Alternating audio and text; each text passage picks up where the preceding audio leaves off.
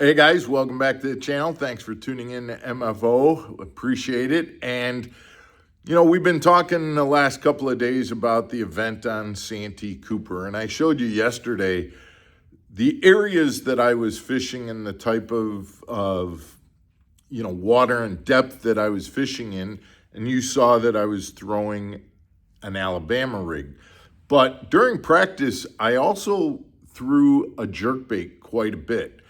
But what did I do when, you saw the water that I was fishing in was like 10, 15 feet deep.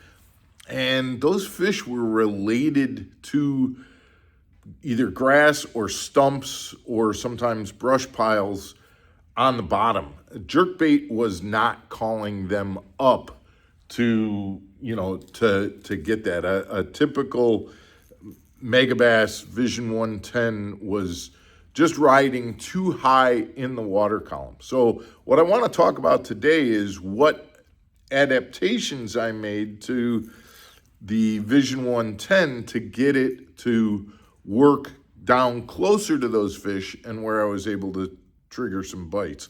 Stick around, guys. We'll talk about that when we come back.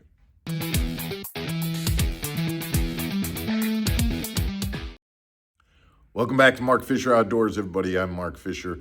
Yeah, so we're talking about jerkbaits, and jerkbaits.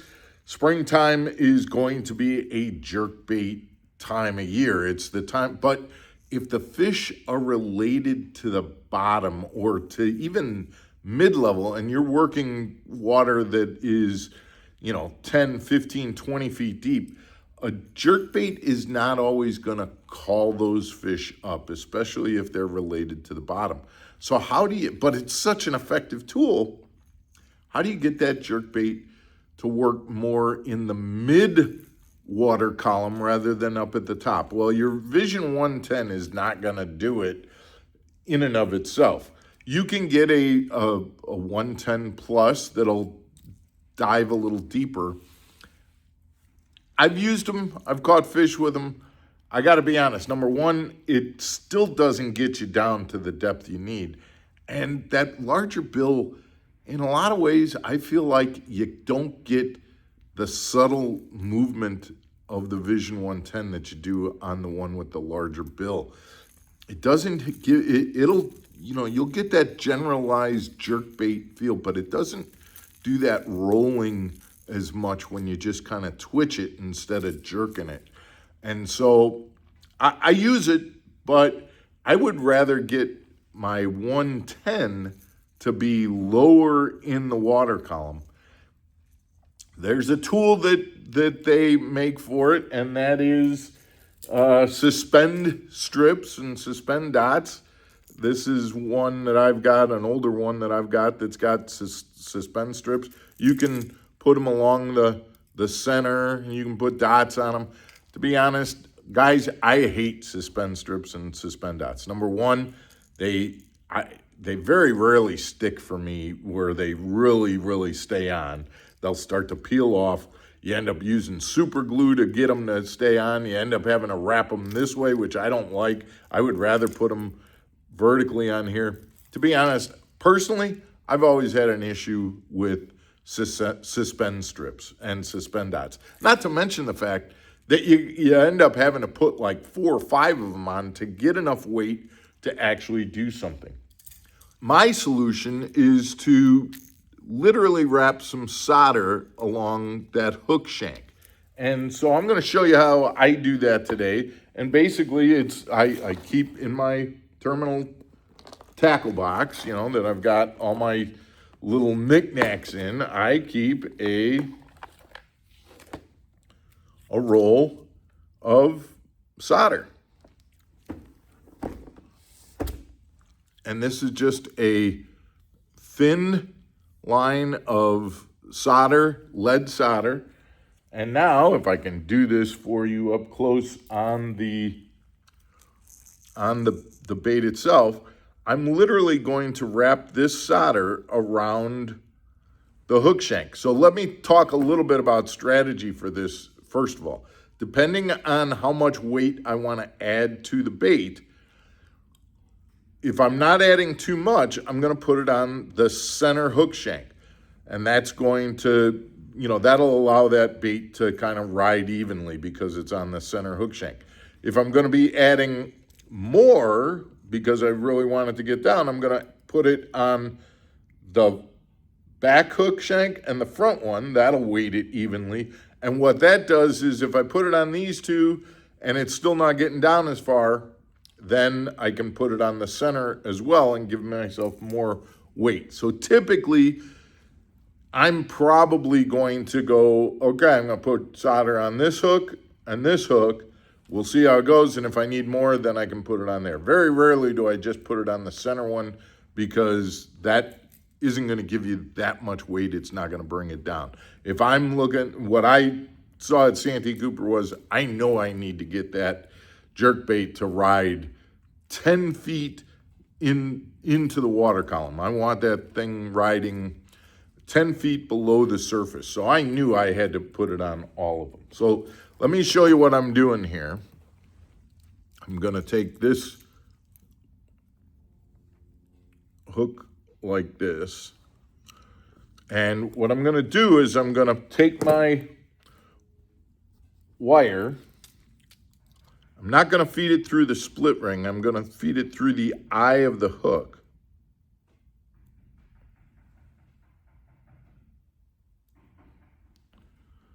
And then I'm just going to, now I'm just going to wrap it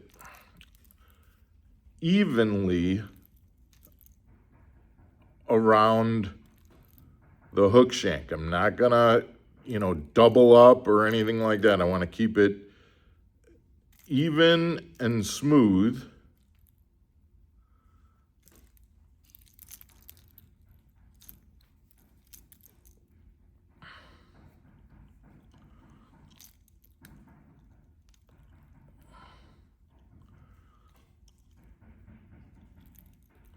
So I'm going over